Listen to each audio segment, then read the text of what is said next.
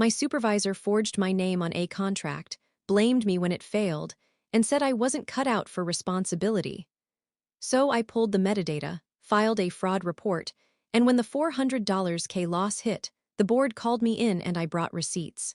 I was sitting outside the boardroom in our Denver office, palms sweating so hard I kept wiping them on my slacks, when the door finally opened and one of the directors leaned out and said, "Come in. Close the door behind you." His voice was flat in that way people use right before something life-changing gets dropped on your head. Inside, every member of the board was staring at a stack of papers, sitting in the middle of the table like it was a loaded weapon. My forged signature was right on top. I recognized it immediately, the loop in the L, the tilt of the last letter. My supervisor, Mark, always tried to copy people's handwriting when he wanted something to look authentic, but he wasn't nearly as good at it as he thought. The audit report was thick. You could almost feel the anger energy radiating off it.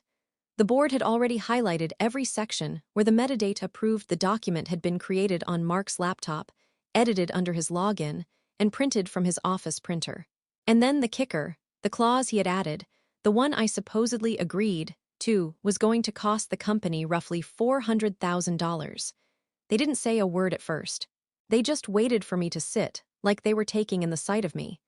I could see something shifting behind their eyes, something like recognition, or maybe shame, because 2 weeks ago they all believed Mark when he said, "I don't know how she messed this up. She signed it. I guess some people just can't handle real responsibility." I remember standing in his doorway when he told me that, right after the vendor started threatening legal action. He didn't even look up from his computer. He just sighed, rubbed his forehead, and tossed the contract toward me like it was trash he was tired of holding. When I told him that wasn't my signature, he didn't blink. He didn't flinch. He didn't even pretend to stutter or act confused. He just said, "Well, it's on the contract, so unless you can prove otherwise, it's yours." That sentence stuck in my throat for days. That night I went home, sat on my bed, and wrote a very quiet, very bland legal request for document access. Nothing emotional, nothing dramatic, just a procedural ask that nobody would think twice about. Then I pulled every metadata tag, every version history, every embedded print path, every device signature. I organized it all, packaged it cleanly, and removed my name before submitting it as a fraud report through the internal compliance channel. I didn't tell a single person, not even my closest friend at work. I wanted the truth to hit by itself. Now here I was, sitting across from the board as they flipped through the evidence, my hands folded tight enough to leave half-moon marks on my palms. One of the directors finally exhaled. "We received this report anonymously," she said, "but I'm guessing it came from you." I nodded once. Mark wasn't in the room, which was interesting, and suspicious, and honestly terrifying. Another director tapped the forged signature with the back end of his pen. "Do you have anything you want to say before we call him in?" My throat tightened. My heart was pounding so hard I felt it in the back of my teeth. Because I knew something they didn't, something I had not told anyone, something that made this moment even heavier than they realized. I took a breath, looked each of them in the eye, and said, "Before he comes in, you need to know something about that contract." And the entire room went still. I didn't always tense up when someone said the word responsibility. I used to like it. I used to feel proud of it. Before all this, I honestly thought Mark was the kind of supervisor who pushed people because he believed in them. During my first year at the company, he'd tell me things like, "You're sharp. You catch details other people miss," or "I see potential in you." I know now those weren't compliments. They were just ways to figure out how useful I could be to him. The company wasn't some giant corporation. It was a mid-size logistics firm based in Denver, steady and boring in the best possible way. Predictable work, clear processes. People stayed for 10, 15, 20 years. That was the appeal. After 2 chaotic jobs before this one, I wanted stable. I wanted a team that didn't thrive on drama, and for a while, that's what it felt like. Until the expansion project started. That contract, the one he forged, was tied to a new partnership with a supplier out of Phoenix. The whole thing was supposed to be Mark's chance to step into a director role. He kept saying it was the next big chapter. He'd float around the office in this weird, hyper-energized mood, talking about how big opportunities required smart delegation. At first, I thought he was just excited. Later, I realized he was setting up the dominoes. I remember the week before everything blew up. He started acting off. Not loud, not angry, just strangely placid. Detached. Like he was watching things unfold rather than participating. He'd assign things to me verbally, then forget he ever said it. He'd tell me he emailed me something and then insist the missing email must have been my mistake. It wasn't normal confusion. It was rehearsed. And then there was the contract. Truth is, I never saw the real version until everything went sideways. I only saw a draft weeks earlier, a simple agreement, nothing unusual. I flagged one clause that didn't look right, and I remember him shrugging like it was no big deal. "I'll handle the rest," he told me. "Just focus on your own load." That was the last time I touched it. But the way Mark talked about me during that period, it was like he was creating a story he wanted people to believe before the blow landed. He'd make comments in team meetings like, "We all have to double-check our work, some people struggle with that." Or, "I think some of you need to grow into your roles." Always said casually, with that fake mentor voice, while looking straight at me.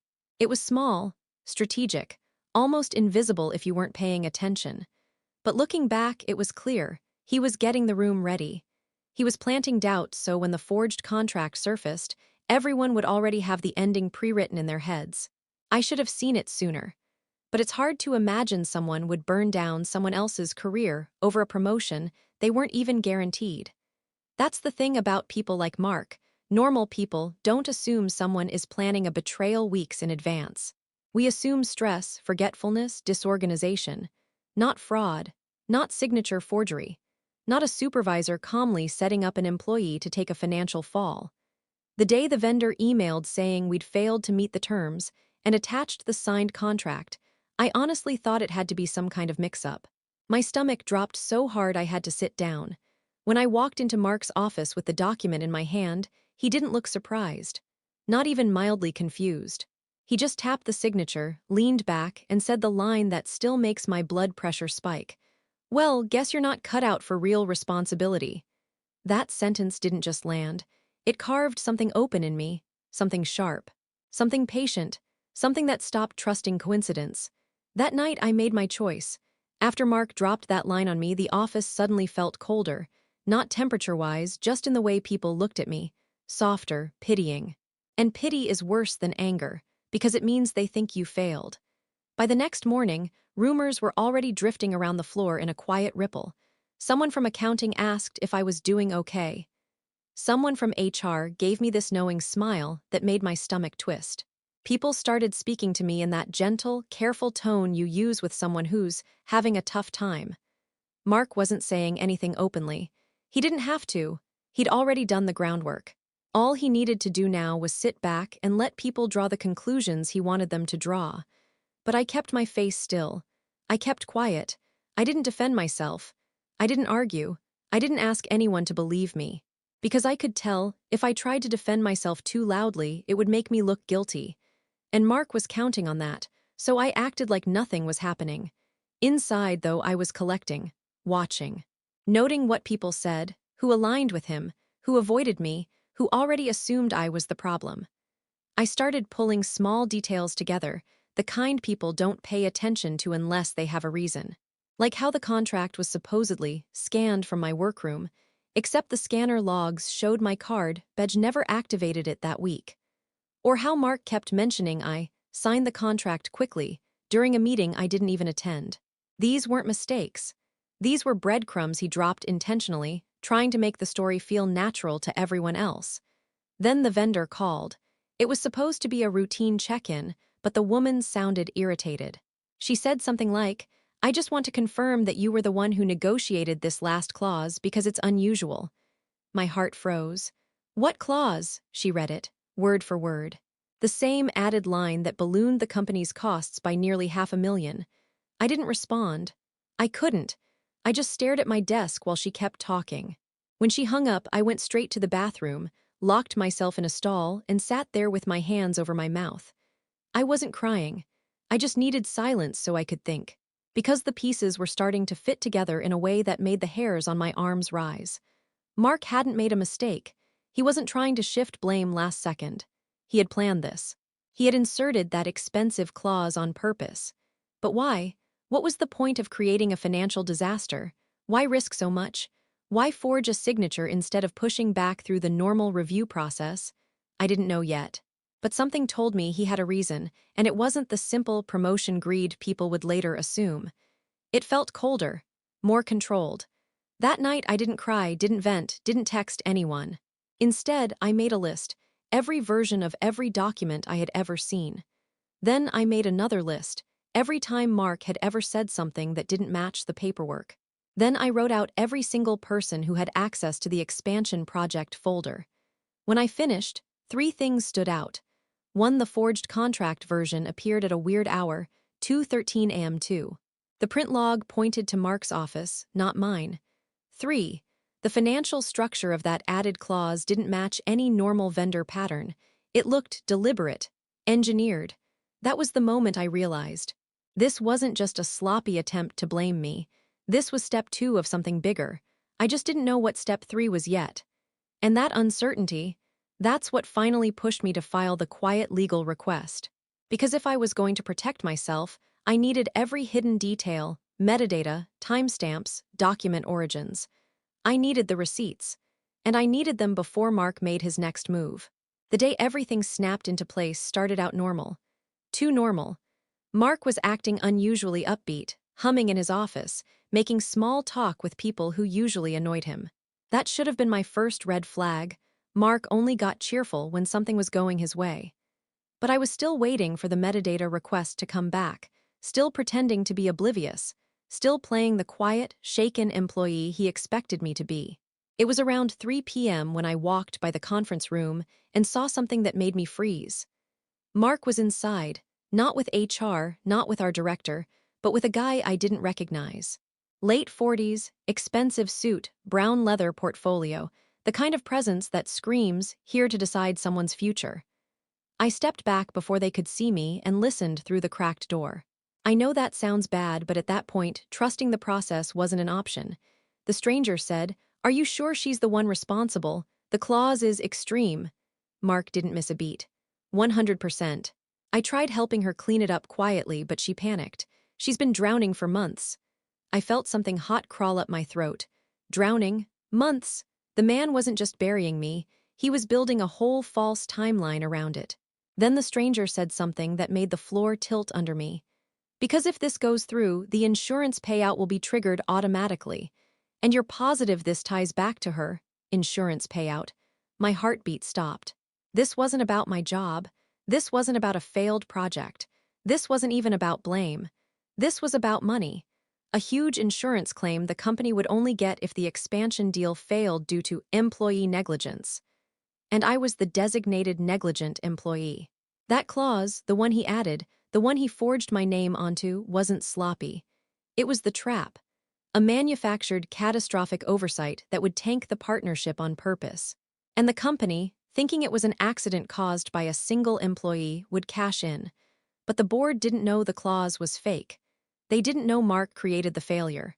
They didn't know someone, maybe multiple someones, were planning to blame me for the financial emergency they themselves engineered. I remember leaning against the wall, trying not to hyperventilate. I wasn't just dealing with one corrupt supervisor. I was tangled in a scheme I didn't even know existed. The stranger lowered his voice. "If she pushes back or threatens legal action," Mark cut him off. "She won't. She's terrified. She thinks she messed up. She'll fold." And that's when it hit me. Mark didn't just forge my signature. He designed the entire collapse around it, because he needed a scapegoat young enough, new enough, and naive enough that no one would question it. But then there it was, the universe's timing. My phone buzzed in my pocket. A notification. "Your document access request has been fulfilled. Files available. Every metadata tag, every version history, every digital footprint." I left the hallway before either of them could walk out and see me. My hands were shaking, but my mind had never felt so steady. Because now I finally knew what I was fighting. This wasn't a coworker trying to save his own skin. This was premeditated fraud designed to look like my incompetence. And with the metadata in my hand, I had the first real weapon. I just needed to choose the right moment to use it, and the board meeting was coming sooner than anyone expected. The moment I got home that night, I didn't even take my shoes off. I sat on the floor of my apartment, opened my laptop, and pulled up every file the system had released to me. There were dozens: raw drafts, autosaves, hidden version histories, timestamps that hadn't been scrubbed, even the printer spool logs. Most employees would never know how to find this stuff, let alone read it, but I'd done a grad project years ago on digital forensics. It wasn't glamorous, it wasn't cinematic, it was just meticulous, quiet, methodical, and Mark had no idea I had that skill. I started by pulling the metadata from the forged contract. There it was, the creation timestamp at 2:13 a.m., logged under Mark's credentials. The autosave tracked edits made 3 hours later, again on his device. Then the print record, his office printer, accessed with his passcode. But what made my breath catch was the buried metadata, the kind casual forgers never think about. The clause he added had been copied from another document entirely. A legal template, not ours, not related to the vendor. Probably something he grabbed because he thought no one would ever look deep enough to see the mismatch. I kept scrolling until I found what I didn't even realize I was searching for. An old email Mark had forwarded to his personal address. It contained a risk assessment document for the expansion project, specifically outlining how an insurance payout could only be triggered if the failure was linked to employee negligence. It hit me like a slap. He'd been planning this for months, maybe longer, and the stranger in the conference room, definitely connected. Maybe a consultant, maybe a handler. Maybe someone higher up who didn't want their fingerprints anywhere near this. By midnight, I had built a timeline, clean, chronological, undeniable. When the contract was altered, when the forged signature was added, when he printed it, when he emailed the vendor with the final version, when he started leaving verbal traps around the office, when he began setting up the narrative that I was overwhelmed and sloppy. It was all there. He wasn't just framing me, he was constructing a liability fall guy for a 6-figure insurance grab. But here was the thing that changed the tone inside my head. He was arrogant. Arrogant enough to think metadata didn't matter. Arrogant enough to think I would crumble and apologize just to save face. Arrogant enough to think I would never go silent long enough to plan. By 2 a.m., I had decided exactly how this was going to play out. Not with a confrontation, not with tears, not with some dramatic showdown in his office. No. The revenge had to be clean, professional, documented, because people like Mark only understand consequences when they come in the language of systems, processes, and official reports. So I built a packet. Cover sheet, summary, attachments, clear references.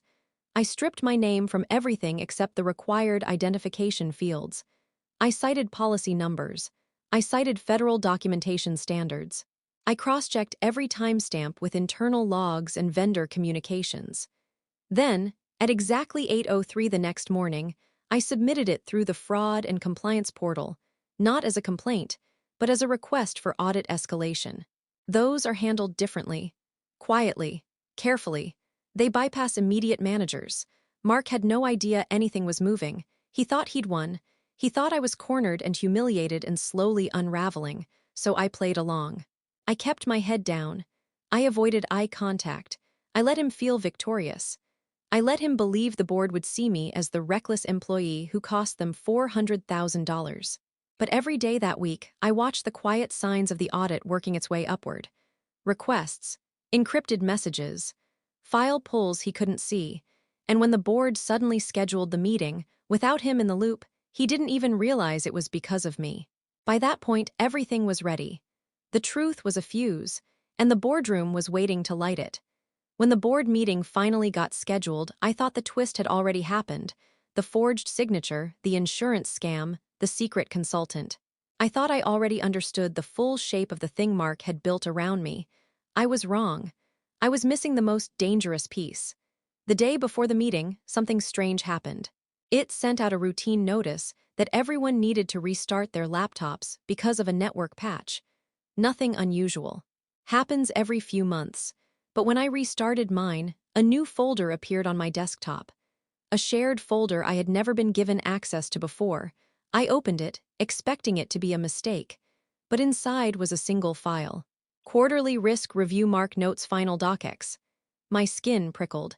I'd seen the first version of that document months ago, the sanitized one presented to the executive team. But this wasn't that version. This was something else, something raw. Before I could overthink it, I opened the file. At first glance, it looked like normal planning notes until I got halfway down. Then I froze.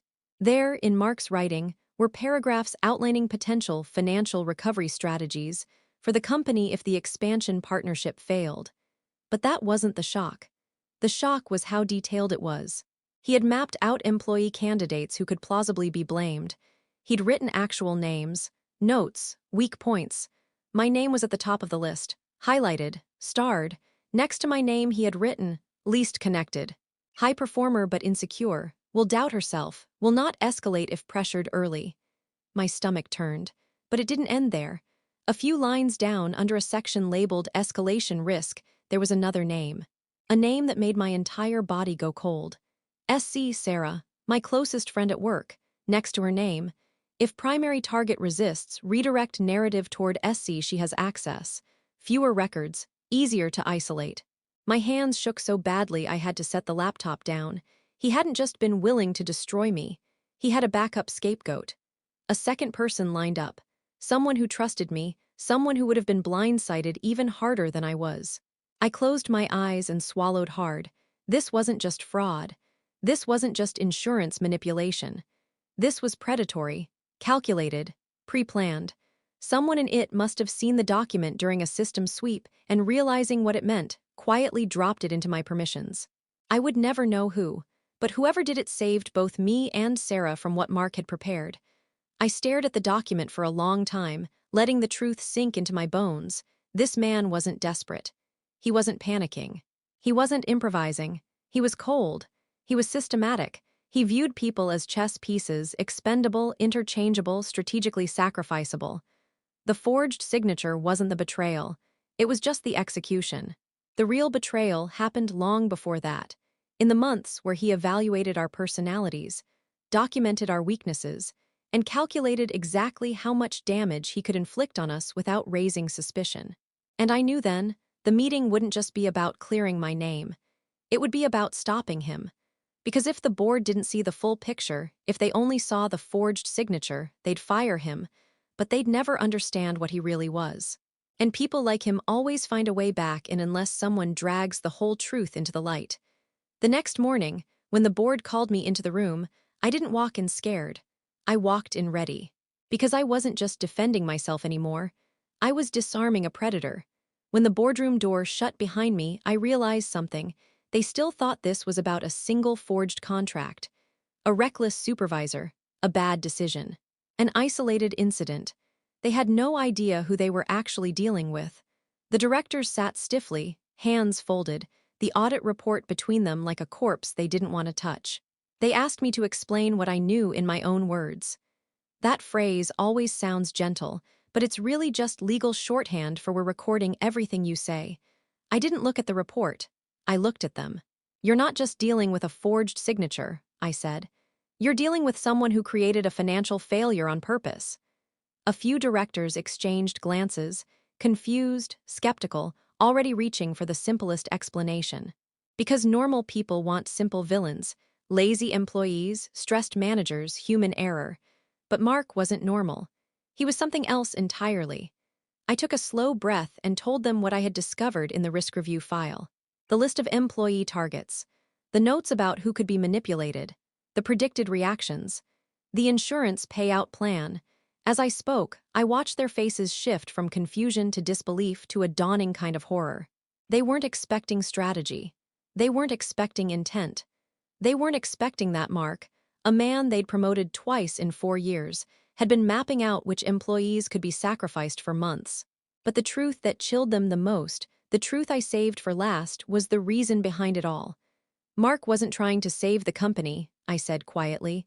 He was trying to profit off its loss. A director frowned. "What do you mean?" "He bought a personal insurance-linked investment that benefits from corporate claim payouts," I said. "He bought it 6 weeks before altering the contract." Their eyes widened. Some leaned forward. One of them cursed under his breath. But I kept going. "He also negotiated a side arrangement with the consultant you saw him meeting with. That man wasn't hired by the company, he was hired by Mark. They planned to profit from the triggered insurance claim and the vendor settlement while the company absorbed the official loss. Silence. Deep, cutting silence. Then I told them the part that made my stomach twist the first time I read it. Mark had run scenarios to see how much chaos the company could survive. He didn't just plan to throw me under the bus. He planned to derail an entire expansion project, cost the company hundreds of thousands, and let dozens of employees take the blame in the aftermath if things spiraled. Because the bigger the damage, the bigger the payout.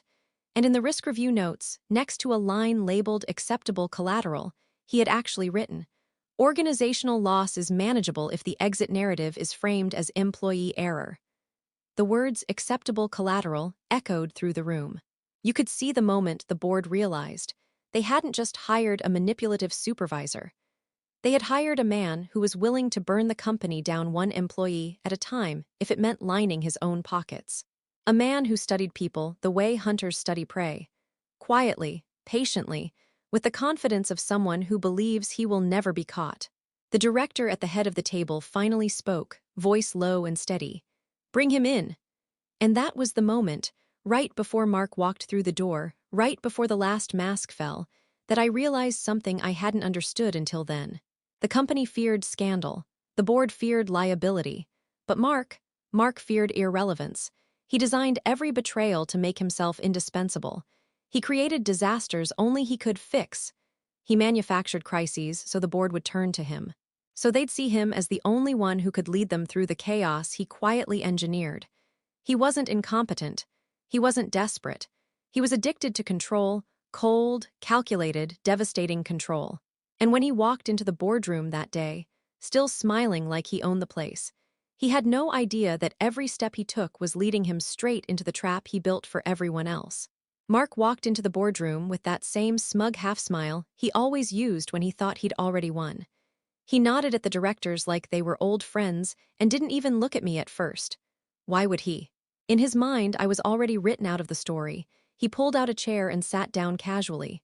"So," he said, "I'm assuming this is about the vendor issue. I can walk you through the mistakes she made." "Stop talking," one of the directors said.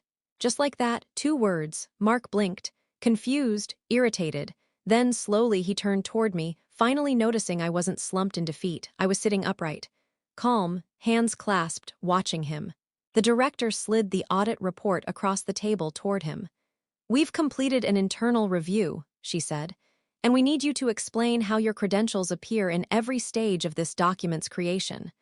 Mark didn't touch the report. He didn't even glance at it. He just laughed, light, dismissive, patronizing. "I'm sure there's some misunderstanding," he said. "Let me guess, she's trying to blame me now that she's realized how badly she messed up." I stayed silent. That silence made him restless. "Mark," the director said slowly, "we've also reviewed the version history of your risk review document." A pause, a long one. He shifted in his seat. "What document?" The director didn't blink. "The one where you listed employees as viable liability targets. The one where you outlined how the company could benefit from a failed partnership triggered by employee negligence." Something changed in his face then. Not panic. Just calculation. The moment a predator realizes the room isn't reacting the way he expected, he tried to pivot.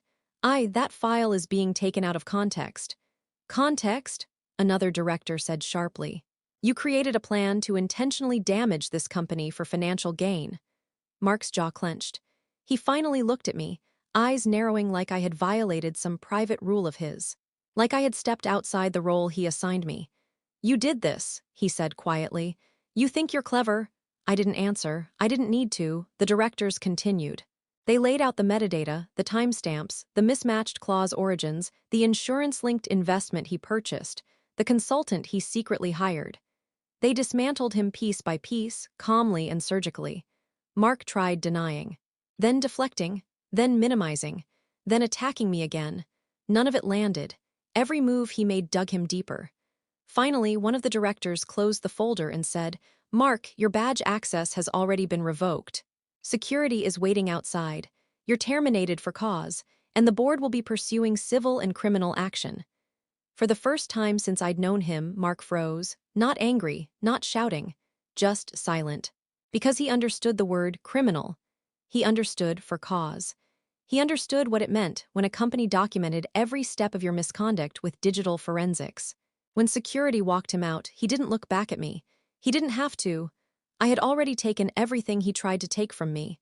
The board apologized, carefully, formally. They cleared my name within the hour. They brought Sarah in too, and I watched her face go pale when she learned she had been his backup scapegoat. She hugged me in the hallway afterward, tight, shaking. "You saved me," she said. Maybe I did. But the truth is, I just refused to let a man like Mark write my ending. In the following weeks, HR offered me a promotion. A real one, not the kind dangled like bait. I took it, not out of pride, out of steadiness. Out of survival. Out of the need to rebuild what he tried to break. And on my first morning in my new office, I opened my laptop, stared at the empty desk, and let myself breathe for the first time in months. I didn't say it out loud. There was no one there to hear it anyway. But the thought came quiet and certain. Never underestimate the quiet ones. We take notes.